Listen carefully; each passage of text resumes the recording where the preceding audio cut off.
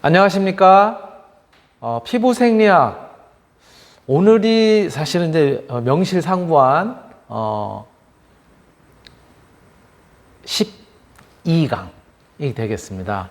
주차로는 13주차인데요. 예, 12강. 우리 뭐 이제 공휴일이라든가 뭐 등등 있어가지고 오늘이 12강 이제 첫 번째 시간이고요. 12강에서는 여러분들하고 같이 이 태양광과 피부라고 하는 주제로 같이 이야기를 나눠보도록 하겠습니다. 태양광, 뭐 통상적으로 우리가 빛 이렇게 이제 표현하죠. 그래서 빛이라고 하는 것이, 즉 태양광이라고 하는 것이 우리 피부에 어떠한 영향을 미치고 또 그 피부에 영향을 미치는 그런 이제 빛의 요소에는 어떤 것들이 있는지 이런 것들을 좀 같이 살펴볼 테고요. 물론 우리가 앞에서 피부 생리학의 뭐 지금까지 과정에서 피부에 영향을 미치는 그런 인자로서 뭐 자외선이라든가 많이 살펴봤단 말이에요. 바로 그러한 이제 자외선이 태양광의 일부인 것이죠. 자, 그러면 오늘 같이 살펴볼 내용들. 먼저 태양광선이라고 하는 것이 어떻게 구성이 되어 있는지 그 얘기부터 좀 한번 해보자고요. 태양광 혹은 태양광선이라고 하는 것은 뭐 표현 그대로 우리 지구를 비추고 있는 태양, 태양으로부터 오는 광선을 우리가 태양광 또는 태양광선 이렇게 이야기를 하죠. 그런데 바로 이 태양으로부터 오는 광선은 광자, 포톤이라고 하는 입자로 구성이 되어 있다고요. 그래서 우리 과거에 이제 물리학자들이 빛은, 즉 광선은 입자로 되어 있다. 그래서 그 입자가 뭐 진행하면서 그러면서 이제 이르게 된다. 뭐 이렇게 이제 표현을 하는 그런 형태로 바로 광자라고 하는 입자로 이제 구성이 되어 있고요. 또 바로 이러한 이제 광자라고 하는 것은 그냥 오는 것이 아니라 파도처럼 위아래로 이렇게 파동을 그리면서 이제 전달이 된다. 이동을 한다. 그래서 빛은 파동에 의해서 이동을 한다라고 해가지고 파동설, 또 조금 전에 말씀드렸던 것처럼 광자라는 입자로 구성이 되어 있기 때문에 입자설, 뭐 이런 것들이 초기에 물리학자들에게 있어서는 역학자 이런 에게들 있어서는 굉장히 중요한 그런 이슈였었어요. 자, 그런데 바로 이렇게 이제 빛이라고 하는 것이 광자가 이제 이렇게 파동을 갖다 그리면서 그러면서 이제 이동을 하기 때문에 우리 저 왼쪽에 그리면서 보시는 것처럼 첫 번째 파도 꼭대기, 마루라고 하죠. 파도의 꼭대기와 그 다음에 그게 다시 밑으로 갔다가 다시 올라와서 정상을 이루는 그 다음 꼭대기, 두 번째 파도의 꼭대기, 요 사이의 길이를 갖다가 우리가 요 한 사이클이 이렇게 돼서 만든 요 길이를 우리가 뭐라고 얘기를 하냐면 파장. 저 파가 이루는 그런 길이다 라고 이야기를 하는 것이죠. 바로 이러한 이제 파장은 시간의 흐름이 정지된 상태에서 반복되는 모양을 갖다가 주기적으로 보이는 그런 이제 파동을 관찰했을 때 꼭대기와 꼭대기 또는 맨 밑에, 그렇죠? 골이라고도 표현하는데요. 골과 골 사이에 그 거리를 갖다가 우리가 파장 이렇게 이제 표현하는 거죠. 그런데 이 파장이 짧을수록, 파장이 짧다는 건 뭐예요? 저거는 지금 이렇게 크게 그렸는데 파장이 짧다는 거는 이렇게, 그렇죠? 짧게, 골과 골 사이가 짧아진 뭐 그런 얘기죠. 파장이 짧을 경우에는 에너지가 굉장히 강한 그런 형태를 갖다 나타내고요. 그렇기 때문에 사람의 피부에 어떤 그 접촉이 되거나 투과를 하거나 하고 그럴 때는 굉장히 나쁜 영향을 갖다 이제 미치게 되는 것이죠. 그래서 마루와 마루 또는 골과 골을 갖다가 잇는 이러한 길을 갖다 우리가 파장 이렇게 이야기한다. 똑같은 그림입니다. 밑에. 바로 태양광선이 이제 이렇게 되어 있고요. 바로 이러한 태양광이 가지고 있는, 즉 빛이 가지고 있는 특징 중에는 산란을 하거나 흡수를 한다는 거예요. 빛은 물질에 따라서 산란, 즉 반사가 되거나 또는 그 물질에 부딪혔을 때 그 물질이 흡수가 될 수가 있습니다. 그러다 보니까 빛의 기능적인 최소 단위, 조금 전에 포톤, 광자라고 얘기를 했는데, 광자는 산란과 흡수에 영향을 미치는 입자의 특징, 그리고 또 이동을 하는 파장의 특징, 그렇죠? 예, 파동의 특징을 갖다 모두 가지고 있어요. 그래서 그 두 개의 특징을 갖다 표현한다면 산란, 예, 태양빛이 공기 중에 일부는 이제 공기를 갖다가 대기를 통해서 이동을 이제 하게 될 텐데 빛이 일부는 흡수가 되고, 예, 공기를 지나가면서, 예, 그 나머지 남은 에너지들은 새로운 방향으로 반사가 되거나 부딪혀서 다른 방향으로 튀거나 또는 그렇게 이제 나타나는 현상을 갖다 우리가 산란 이렇게 얘기를 하고요. 바로 짧은 파장의 경우가 긴 파장보다는 산란을 더 잘한다는 거예요. 더 쉽게 이렇게 반사돼가지고 흩어진다는 것이죠. 자, 그 다음에 흡수라고 하는 것은, 빛은 흡수를 하면 빛은, 즉 광선은, 예, 빛으로서의 성질은 이제 사라지고 그 입자의 특징, 그 다음에 파동의 특징 이런 것들은 사라지고 에너지, 열로 이제 변환이 되는 그런 성질을 가지고 있습니다. 그래서 광자는 자신의 에너지를 갖다가 이렇게 흡수되는 경우에는 그 물체에 이제 그 전달을 하게 되는 거죠.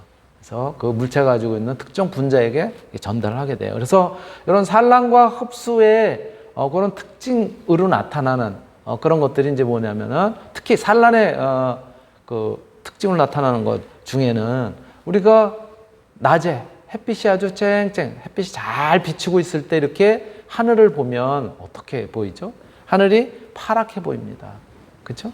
예, 바로 요거는 빛이 대기를 갖다 통과하면서 이제 산란을 하기 때문인데, 특히 어떠한 파장의 빛이 잘 산란하냐면은 파란색, 파장이 짧은 푸른색이 대기에 의해서 산란이 되니까는 하늘을 봤을 때 그때 아주 미세한 것들이 계속 모여가지고 파랗게, 파르스름하게 보이는 거죠.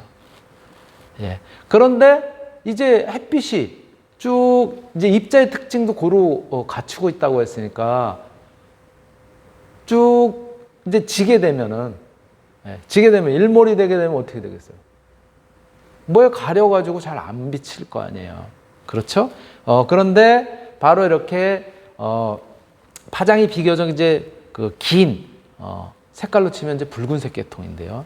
요거는 이제 거의 잘 안 보이게 되는 그런 이제 무렵에, 직접적으로 쪼이게 되지 않는 그런 무렵에 대기에서 파장이 긴 경우는 산란보다는 그냥 그대로 대기에 남아 있는 그런 형태를 갖다 이제 보이게 돼서, 그래서 약간 붉은 빛을 갖다 끼게 되는 거죠. 그래서 아침이라든가 해가 뜨기 직전인 아침 또는 해가 지기 직전인 그런 이제 저녁 무렵에는 노을이라고 얘기하는 붉은 빛을 갖다 이제 띄게 되는 것이죠. 그리고 흡수나 산란 과정에서 우리 태양빛을 갖다 받아가지고 우리 식물들이 녹색을 갖다 띄게 되는 거는 여러분들이 뭐 다 아는 얘기지만은 뭐예요? 저 잎이 녹색 파장을 갖다 제외하고 나머지는 다 흡수를 하는 거예요. 그리고 녹색 파장은 어떻게 한다고요? 반사를 시키는 거예요. 산란을 시키는 거죠. 그러니까 우리 눈에 보이는 거는 녹색 파장만 반사가 돼가지고 산란이 돼서 우리 눈으로 들어오니까는 녹색으로 보인다는 거죠. 그러니까 녹색으로 보이는 것은 녹색 파장의 빛이 반사가 되는 것이다. 빨간색으로 보이는 것은 빨간색의 파장만 반사가 되고 나머지는 다 흡수가 된다. 라고 이렇게 이제 생각할 수 있는 것이죠. 바로 이것이 빛이 산란과 흡수로 나타나는 이제 특징들인 것이고요. 그러면 빛은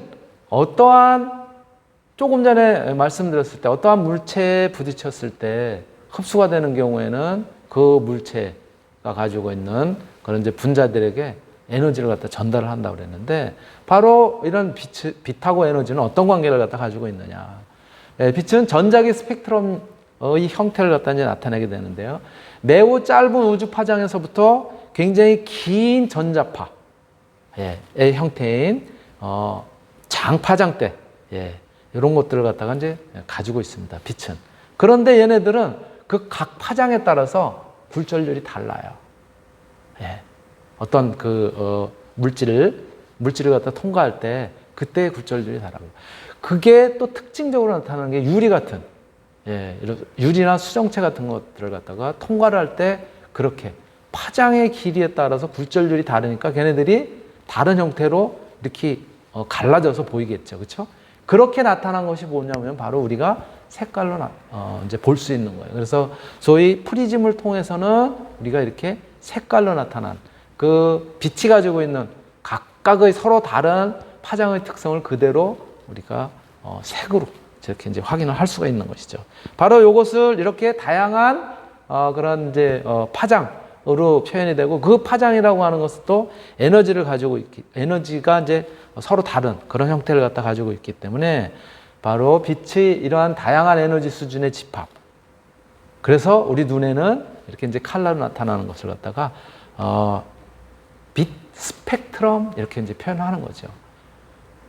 그래서 프리즘을 통해서 우리가 눈으로 보이는 그런 정도의 파장, 스펙트럼을 통해 가지고 나타나는 것이 바로 우리가 눈으로 볼 수 있는, 뭘로? 색깔의 형태로 눈으로 볼 수 있다라고 해서 그 범위에 속하는 그러한 파장 그 대역을 갖다 가지고 있는 것을 뭐라고 얘기하냐면 가시광선, 한자로 쓴 거죠.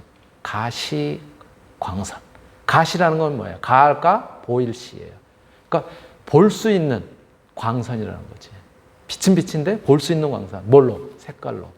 그래서 가시광선이라고 얘기를 하고, 가시광선의 범위는 대략 뭐 요거는 이제 딱 무자르듯이 할 수는 없어요. 그런데 여기 지금 여러분들한테 이제 표현한 걸로는 대략 한 400에서 7, 800 정도 이렇게 이제 표현을 하는데, 그거는 조금씩 그 범위를 갖다 어떻게 조정하느냐에 따라서 좀 밑에 범위를 짧은 쪽은 320, 그리고 긴 쪽은 800을 넘어서 거의 900 가까이도 이렇게 이야기를 하기도 합니다. 경우에 따라서는. 그러니까 대략 한 400 내외에서, 즉 한 뭐 320, 350에서부터 시작해서 800 내외, 이런 정도까지 보통 우리가 이거를 가시광선 이렇게 이야기를 하고, 그 중에 이 가장 파장이 긴 쪽에 빨간 거부터 우리가 보통 무지개 색깔로 보인다. 그래서 빨주노초, 파남, 보 이렇게 이제 표현을 하는 것이죠. 그래서 보라색은 뭐라고 얘기를 해요? 보라색은 우리가 보라색은 자색 이렇게 얘기하잖아요. 그래서 자색, 자색보다 더 파장이 짧은 쪽이다. 그래서 보라색의 바깥쪽에 있다라 그래서 자외선. 보라색보다 더 짧은 파장을 갖다 가지고 있는 것을 자외선. 그 다음에 붉은색은 뭐라고 얘기를 하죠, 우리가? 붉을적 이렇게 얘기하잖아요. 그렇죠? 그래서 붉은색의 파장보다는 더 긴 그런 파장을 가지고 있다. 그러면 붉은색의 저 바깥쪽에 있는 더 파장이 긴 쪽, 그래서 우리가 적외선 이렇게 얘기를 하는 거죠. 적외선은 빨간색보다 그래서 훨씬 파장이 긴, 그래서 우리가 적외선 램프라든가 뭐 이런 것들 보면 뭐 원적외선이니 근적외선이 다 붉은색을 띠는 거고요. 자외선의 경우에는 약간 보랏빛의 파라솔한 그런 이제 느낌의 것을 갖다 띄게 되고요. 자외선보다 더 짧은 파장을 가지고 있는 것이 X선, 감마선 이런 것들이고요. 또 적외선보다 더 긴 파장을 가지고 있는 것이 우리가 소위 이야기하는 전파 또는 마이크로파 이렇게 얘기를 하는 거죠. 그 전파는 우리가 방송을 듣거나 이럴 때 이제 많이 등장하는 것들이죠. 그래서 뭐 AM이라고 얘기하는 뭐 중파, FM이라고 얘기하는 뭐 초고주파, 그렇죠? 이런 식으로 이제 얘기를 하는 거죠. 바로 그리고 태양 에너지의 5% 정도가 UV, 즉 자외선 이런 정도에 이제 포함이 되어 있고요. 나머지 35% 정도는 가시광선 범주에 포함이 되어 있고요. 그 나머지 60% 정도가 이 적외선 중에서도 더 긴 파장을 갖다 가지고 있는 근적외선, 원적외선, 또 그 밖의 전파 이런 데 이제 가지고 있는 것이죠. 예, 이렇게 빛과 에너지는 이렇게 이제 이야기를 할 수가 있고요. 예, 그러면 과연 이 빛이라고 하는 것은, 광선이라고 하는 것은 생물체에 어떠한 영향을 갖다 미치느냐. 특히 바로 생물체와 빛과의 연관관계를 갖다가 이야기하는 것을 우리가 뭐라고 얘기하냐면 광생물학 이렇게 얘기를 해요. 그래서 빛과 생물의 상호작용을 연구하는 그런 생물학의 한 분야입니다. 그래서 이 빛이라고 하는 것은 특정 물질이 어떤 생물체, 예, 이런 것들에 이제 흡수가 되게 되면은 빛에 존재하는 그런 이제 에너지는 흡수된 물질로 전달을 하게 돼요. 그러니까 우리가 예를 들어서 빛을 받는다. 그런 흡수가 딱 되면 우리가 어떤 느낌을 받아요? 따뜻하다. 그래서 우리가 그거는 이제 표현을 햇볕 이렇게 이제 표현하잖아요. 우리 순우리말로는. 예. 그리고 전달이 된 다음에 흡수가 돼서 에너지로 전달이 된다면은 어떤 방식으로든 물질의 변화를 갖다가 이제 이끌어내게 되는 거예요. 바로 그 중에 하나가 뭐냐면은 우리 어떤 생물체가 되든 어떤 물질이 가지고 있는 그 안에 입자들, 예. 이것이 이제 원자가 되든 분자가 되든 이런 것들을 갖다 이제 활성화하게 되는 것이죠.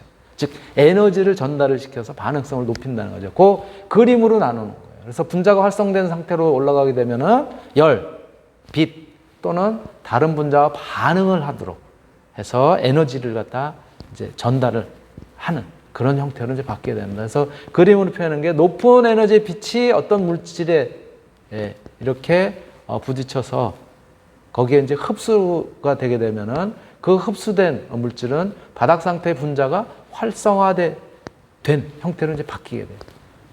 처음에는 전혀 분자라든가 이런 것들이 활성화되지 않은 상태에서 빛을 받게 되면은 에너지를 갖다가 이제 받으면서 활성화된 상태로 바뀌게 되는 거죠. 바로 이 활성화된 상태의 물질은 열로 방출을 하거나 또는 그 물질이 가지고 있는 고유한 파장의 그런 어떤 이제 빛을 갖다가 이제 방출하거나 또는 그렇지 않은 경우에는 조금 전에 말씀드렸던 것처럼 인접한 다른 물질하고 반응을 하면서 그 물질에게 전달을 하는 이런 형태로 이제 진행이 된다는 거예요. 특히 생물체 내에서. 예, 그런 이야기고요. 자, 그러면 우리 앞에서도 많이 이야기를 했었지만 태양광선, 태양광, 빛, 뭐 같은 얘기인데요. 그 중에서 우리 피부하고 가장 밀접한 관련성을 가지고 있는 게 뭐였었냐면은 자외선이었다고요. 예. 자외선이라고 하는 것이 우리 피부에 심각한 영향을 갖다가 이제 미친다고 얘기했잖아요. 조금 전에 보셨던 것처럼 광생물학적인 측면에서는 자외선은 파장이 짧은데 에너지를 많이 가지고 있으니까 걔네들이 우리 피부에 흡수가 되면은 바로 그거에 영향을 받아가지고 뭐예요? 타이로신이라고 하는 아미노산을 갖다가 자극시키게 되고 그러면서 우리 생물체로부터 타이로시네이스라고 하는 이러한 효소들이 작용을 하면서 이게 도파, 그렇죠? 도파키논 이렇게 이제 막 바뀌면서 최종적으로 멜라닌이라고 하는 거 막 만들어내고 그러잖아요. 그러니까 그러한 과정에서 조금 더 과도하거나 이렇게 되면은 색소 침착이라고 하는 그런 이제 현상들이 일어나는 거 아니에요. 그렇죠? 기미 주근깨도 뭐 발생하고 이렇게 자외선, 태양광 중에서 자외선이 우리 피부하고 밀접한 관련성을 가지고 있는데 잘 아시는 것처럼 자외선은 크게 세 개, 그렇죠? 세 종류로 구분을 하잖아요. 뭐에 따라서? 파장의 종류에 따라서. 파장이 적은 범위는 뭐 200나노메타, 그 다음에 파장이 긴 크기는 400나노메타. 뭐 보통 이렇게 얘기하는데 자외선의 범위인데요. 꼭 요것도 200에서 400 딱 무자르듯이 할 수는 없어요. 또 학자들에 따라 또는 어떤 이제 분류하는 그런 기준에 따라서 저것도 조금 여유가 있습니다. 이 그림만 하더라도 보시면 이 그림에서는 자외선이 UVC 같은 경우는 파장의 길이가 100나노미터까지 내려가잖아요. 그렇죠? 네. 그래서 보통 이제 자외선은 이 보라색 바깥쪽에 있는 거니까 가까운 쪽부터 A, B, C 이렇게 붙이는 거예요. 그러니까 A는 보라색에 가장 가까우니까는 파장이 그래도 그 중에 제일 길은 거. B는 중간 정도. C니까 자외선 중에서 파장이 제일 작은 거. 그래서 UVA라고 하는 것은 파장이 좀 비교적 긴 축. 소위 가시광선과 가까운 그런 정도의 이제 파장을 갖는 320에서 400나노메타 예, 그런 정도를 가리키고요. 그 다음에 중간 정도인 자외선 B, UVB는 파장이 280에서 320나노메타 정도 범위. 그리고 파장이 가장 짧다고 얘기하는 자외선 C, UVC는 200에서 280나노메타. 또는 더 밑에 쪽은 더 이제 짧은 범위까지 내려가기도 합니다. 뭐 100, 120 뭐 이런 식으로 내려가도 돼요. 자, 지금 설명드렸던 것처럼 그래서 파장의 길이는 예, 이 보라색에서부터 시작해서 A, B, C 이렇게 가니까 보라색 쪽에 가까운 것이 비교적 그래도 긴 거잖아요. 그러니까 UVA가 길고 그 다음에 UVB, UVC가 가장 짧은 형태. 또 파장의 에너지는 아까 뭐라고 얘기를 했었냐면은 예, 파장이 짧으면 짧을수록 에너지 크기는 크다고 얘기를 했잖아요. 그러니까 예, UVA보다는 UVB보다는 UVC가 더 어떤 그 뭐랄까 영향을 크게 줄 수 있다라고 하는 얘기인 것이죠. 그리고 말씀드렸던 것처럼 가시광선은 뭐 파장의 범위가 400에서 뭐 760 또는 320에서 800 또는 350에서 뭐 900 뭐 이런 식으로 여러 가지를 이제 표현을 하지만 대략 400 전후 그다음에 길게는 800 전후 이렇게 보시면 될 것 같아요. 그래서 무지개 색깔인 긴 파장부터 이제 본다면 빨주노초 파남보로 예, 그렇게 이제 표현이 된다. 빨주노초 파남보. 근데 어떤 꼬마는 그러더라고요. 왜 빨강이네 핑크지 이러면서 핑주노초 파남보래요. 예, 그냥 한번 얘기해봤습니다. 그리고 이제 파장이 가장 그래도 가시광선 쪽에서 긴 쪽이 붉은색이고 그거 바깥쪽에 더 파장이 긴 이것을 우리가 적외선 이렇게 얘기를 하죠. 그래서 파장이 보통 이제 적외선의 경우에는 760나노미터에서 한 1mm 정도, 즉 1000mm, 예, 1000나노미터 뭐 이런 정도 사이에 광선을 갖다 보통 얘기를 하고 햇빛을 보면 따뜻하게 느껴지는 이런 부분이 이제 예를 들어서 적외선 이렇게 얘기를 하는 거고요. 피부에 물체에 흡수되면서 예, 열로 이제 많이 바뀌는 그런 성질을 갖다 가지고 있죠. 그러니까 그러다 보니까 우리가 이제 어떤 장벽에 이르렀을 때 예, 침투는 이 파장이 긴 녀석일수록 멀리 들어가는 거. 에너지의 시작이는 세지 않지만 멀리 간단 말이에요. 파장이 긴 녀석일수록. 그러니까 파장이 긴 녀석은 바로 UVA잖아요. 그래서 UVA가 제일 파장이 길어서 제일 깊이까지 들어갑니다. 피부에 있어서는. 그래서 진피층을 지나서 피하 지방층까지 들어가요. 그리고 UVB가 그 다음에 이제 표피층, 진피층에 뭐 들어갈까 말까 하는 그런 정도까지 이제 들어가게 되고요. UVC는 예, 파장이 짧아서 깊이까지는 못 들어가요. 에너지는 굉장히 많이 가지고 있는데 예, 이렇게 이제 나타날 수가 있고요. 예, 자외선의 종류를 그러면 조금 더 이제 태양광 중에서 자외선의 종류를 하나씩 조금 더 이제 깊이 있게 얘기를 한다면 지금 말씀드렸던 것처럼 자외선 A가 지표면에 조절하는 자외선 중에서 자외선 A는 예, 95% 예, 이것이 자외선 A 그리고 진피까지 깊숙하게 침투해서 피부에 노화를 일으키는 주범이 되는 거고요. UVA는 콜라겐 앞에서 잠깐 살펴봤었지만 엘라스틴 파괴하는데 그 이유는 이제 활성산소를 갖다 생성시키고 또 세포막에 손상을 주기 때문에 이제 그런 형태를 갖다 취하게 되는 것이고요. 자외선 B가 인체에 가장 나쁜 영향을 갖다 이제 미치게 됩니다. 지표면에 도달하는 자외선 중에 한 5에서 10% 정도를 차지를 하게 되는 것이죠. 예. 그리고 더운 여름날이나 한낮에 많은 양이 이제 내리쬐는 자외선이고요. 일광화상 또는 바람 현상을 갖다 일으키기도 합니다. 자외선 C는 살균력이 굉장히 강해. 에너지를 많이 포함하고 있기 때문에. 또 염색체 변이라든가 각막 이런 데도 해로움을 주는 가장 유해한 그런 특징을 갖다 나타내지만 지표면에 거의 도달하지 못해요. 태양으로부터 올 때. 왜? 오존층에 의해서 지구상에 존재하는 대기권에 존재하는 대기권 상층이죠. 상층에 존재하는 예, 오존층에 의해서 차단이 돼. 뚫고 지나가지 못해. 오존층이. 예. 그래서 거의 지표면에 도달하지 않으니까 피부에 영향을 거의 못 주는 거예요. 예. 그리고 이제 가시광선. 예. 그 다음에 적외선 이렇잖아요. 가시광선은 자외선이나 적외선에 비해서 조금 이제 영향이 적은 형태고요. 적외선은 지표면에 도달하는 태양광선 중에 한 40% 정도 이제 차지를 하고 있는데, 이거는 따뜻함을 주는, 우리 피부에는 깊숙한 곳까지 이제 들어가는 거예요. 파장이 길어서 멀리까지 갈 수 있다는 거예요. 예. 그러면서 우리 뭐라 그럴까, 피부에 흡수되면 열로 바뀌기도 하지만 세포를 활성화시키고 뭐 이런 데도 이제 기여를 하게 되는 거예요. 예. 자, 바로 이러한 자외선의 작용, 하루 중에서 자외선이 어느 때 가장 많은지를 갖다가 이제 나타낸 건데요. 예. 아침 5시 정도가 되면 이제 햇빛이 뭐 저거는 이제 평균적으로 그렇다는 거예요. 이제 해가 이제 비치겠죠. 일출에 의해서.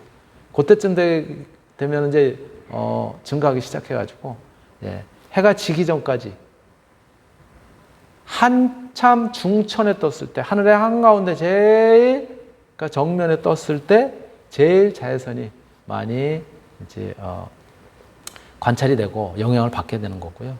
또 연간으로 봤을 때는 특히 우리나라 같은 경우는 이제 지구가 이렇게 약간 기울어져 있잖아요. 그렇죠? 예. 그래서 여름일 때 우리나라 즉에 가장 가까운 데까지 태양이 오잖아요. 그래서 여름일 때가 가장 자외선량이 많고, 예. 겨울 1월이나 12월 이때가 이제 가장 적은 그런 형태를 갖다 이제 보이고 있는 것이죠. 바로 이러한 이제 자외선, 자외선의 작용은 UVC 같은 경우가 이제 홍반을 갖다 일으키는 직접적인 영향을 갖다 이제 일으키고요. UVB 같은 경우는 얼굴 화상이나 피부암을 갖다 발생시키고 노화를 일으키는 주범인 것이죠. UVA는 이제 간성적 광노화를 갖다가 일으키게 되는 이러한 이제 특징을 갖다 나타내고, 색소 침착의 경우 이렇게 시간이 지남에 따라서 또 이 UVA 혹은 UVB의 영향에 따라서 이제 나타나는 걸 갖다가 우리가 이제 알 수가 있는 것이죠. 그래서 자외선에 의한 피부의 영향 굉장히 중요하단 말이에요. 바로 이렇게 자외선이 영향을 많이 미친다는 거죠. 그렇죠? 그래서 우리가 이 자외선들이 피부에 미치는 영향을 갖다가 그림으로 나타내 보면은 UVA가 가장 파장이 길면서 깊숙이까지 이제 들어가는 거예요. 그 다음에 UVB, UVC라는 거죠. 예. 그래서 이러한 부분을 갖다 이제 우리가 이제 관찰을 할 수가 있고요. 특히 얘네들의 영향으로 보면은, 그래서 UVA 가장 파장이 긴 녀석이 깊숙한 곳까지, 그렇죠? 예. 진피층을 넘어서 피하지방층까지 들어간단 말이에요. 320에서 400 나노메타 정도 되는데요. 피부 노화의 주원인이고 색소 침착을 유발하고 피부 진피층까지 도달한다. UVB 290에서 320이고 홍반을 일으키고, 또 콜라겐 변성, 피부암 유발, 비타민 D를 합성을 하고 피부의 진피층까지 마찬가지 일부가 이제 도달하게 되고요. 그 다음에 UVC는 단파장에서 200에서 290 나노미터 오존층에서 흡수가 되고 살균작용을 하는 그런 특징을 갖다 가지고 있다. 그러다 보니까 우리가 자외선을 어떻게 해야 돼? 가능하면 이렇게 쪼이지 않도록 차단을 해야 되겠죠. 그래서 우리가 바로 자외선 지수라고 하는 것을, 일상생활을 하는 데 있어서 자외선은 어느 정도 지금 우리가 지표상에서 영향을 받는지에 대해서 기상청에서 자외선 지수라는 것들을 갖다가 만들었어요. 바로 이 자외선 지수는 태양 고도가 가장 정면으로 비치는, 즉 중천에 떴을 때, 그것을 우리가 남중시각이라 해요. 남쪽에, 정남쪽에 비칠 때가 이제 가장 많이 아까 보신 것처럼 영향을 받는데, 그때 도달하는 자외선 B, UVB입니다. UVB의 복사량을 갖다가 지수식으로 이제 환산을 한 거예요. 그리고 10등급으로 구분을 하게 됩니다. 그래서 값이 0은 과다 노출을 하게 되더라도 위험이 매우 낮은, 거의 영향이 없는 상태. 그리고 9 이상의 경우에는 이제 과다 노출됐을 때 매우 위험하다는 그런 상태를 갖다가 이제 나타낸 거고요. 그래서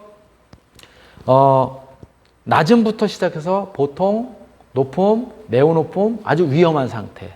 가지고 자외선 지수에 따른 영향, 주의사항은, 그래서 위험한 상태는 10일 이상일 경우에 태양에 노출 시 극도로 위험해요. 모든 예방 조치가 필요하고, 노출된 피부는 몇 분 내에 예, 이렇게 이제 타 버리는 이제 그런 현상을 갖다 나타낼 수 있다는 거예요. 11시에서 4시 사이에 태양의 노출을 갖다 가능하면 피하고 예, 그늘에 있는 게 좋을 것 같다. 특히 여름 같은 경우 더 그러고요. 매우 높은 상태가 마찬가지로 태양에 노출할 때 매우 높고, 저거는 극도로 높고 위험하다는 얘기고요. 예방 조치가 필요하고, 예, 한낮에는 태양의 노출 최소화하고 그늘에 있거나 겉옷을 갖다 걸치고, 또 자외선 차단제 바르고, 그 다음에 6에서 7 정도가 높은 상태, 햇볕 노출 시 이제 보호가 필요하고 모자를 쓰거나 뭐 이런 우리가 그 예방을 갖다 할 필요가 있고요. 보통일 때 외출을 한다면 이제 겉옷을 입고, 예, 자외선 차단제를 바르는 정도, 그런 정도로 충분하다. 그리고 강한 낮에는 이제 가능하면 피하고, 예, 아주 낮은 정도에는 보통 사람의 경우 자외선 복사로 인한 위험성이 별로 없다. 뭐 그렇다고 자외선 차단제를 바르지 말라는 얘기는 아니지만, 바로 자외선 지수 이렇게 기상청에서 이제 선정을 했는데, 이게 일기예보하고 그럴 때 꼭 등장을 하죠. 자, 자외선 지수 같이 영상 한번 보시겠습니다.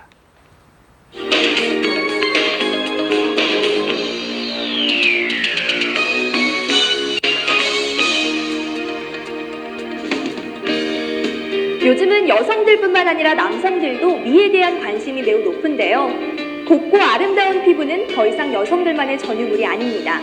피부 미남이 되기 위해서 가장 조심해야 하는 것, 바로 자외선인데요. 자외선은 피부 노화의 가장 큰 적이라는 점 알고 계시죠? 1년 365일 비추는 햇볕 때문에 자외선에 우리 피부는 계속해서 노출됩니다. 추우면 옷을 두껍게 입고 더우면 얇게 입듯이 자외선도 단계별로 관리해줘야 한다는 사실 알고 계신가요? 태양빛은 크게 가시광선, 자외선, 적외선으로 이루어져 있는데요. 이 중 자외선은 체내에서 비타민 D를 합성하고 살균 작용을 하는 등 이로운 역할을 하는 동시에 피부 노화, 피부암, 건조, 피부염, 잔주름, 기미와 주근깨 등을 생기게도 합니다. 자외선은 파장 길이에 따라서 A, B, C의 세 가지로 나뉘는데요. 이 중 UVC는 오존층에서 차단이 되지만 UVA 그리고 UVB가 피부에 영향을 미칩니다. 요즘은 대기 오염으로 오존층이 얇아지면서 우리 피부를 자극하는 자외선 양도 증가하고 있습니다. 적절한 자외선 노출은 비타민 D 합성을 위해 필요합니다. 하지만 과도하게 자외선에 노출되었을 경우에는 각종 기미와 같은 색소 질환이나 피부암 발생을 유발할 수 있기 때문에 자외선 차단을 꼭 해주시는 것이 필요합니다. 따라서 기상청은 매일 2회씩 자외선 지수를 예측하고 보도하고 있습니다. 크게 5가지 단계로 자외선 지수를 나타내는데요. 지수가 0에서 2까지는 낮음, 3에서 5까지는 보통, 6에서 7은 높음, 8에서 10은 매우 높음, 10일 이상은 매우 위험한 수준입니다. 자외선에 과도하게 노출되지 않도록 예방하는 것이 일단 최선책입니다. 하지만 자외선 노출 후 발적, 붉게 되는 현상과 통증이 있는 경우에는 자가치료가 어느 정도 가능합니다. 찬 우유나 차가운 물로 냉찜질을 해주시는 것이 중요하고, 그것보다 심해서 수포가 생긴 경우에는 전문의를 방문하여 치료를 받으시는 것이 좋습니다. 자외선 차단을 위해선 외출 전 자외선 차단제를 꼼꼼히 발라야 하는데요. 얼굴뿐만 아니라 햇볕에 노출이 되는 목과 팔, 다리 등에도 발라줘야 자외선에 대한 피해를 막을 수 있습니다. 자외선 차단제 표면을 보시면 SPF 그리고 PA라고 적혀 있는 것을 보실 수 있을 겁니다. SPF는 자외선 B에 대한 차단 효과, PA는 자외선 A에 대한 차단 효과를 말합니다. 자외선 차단제는 자외선 B와 A가 모두 차단되는 것을 쓰시는 것이 좋습니다. 그리고 날씨가 구름이 약간 낀 날에도 자외선은 존재하기 때문에 자외선 차단제를 적절히 사용해 주시는 것이 좋습니다. 흔히들 여름철에만 자외선 차단제를 바르시죠. 하지만 지난 10년간 기상청에서 자외선량을 분석한 결과 구름이 조금 낀 날과 맑은 날은 거의 자외선량이 비슷했고요. 부분적으로 구름이 낀 날은 오히려 자외선량이 증가하는 결과를 보였습니다. 아무리 날씨가 좋지 않더라도 자외선은 항상 존재하고 있다는 사실 꼭 기억하셔야 됩니다. 피부 건강을 위해서는 1년 365일 자외선 차단제 바르는 것 잊지 마세요.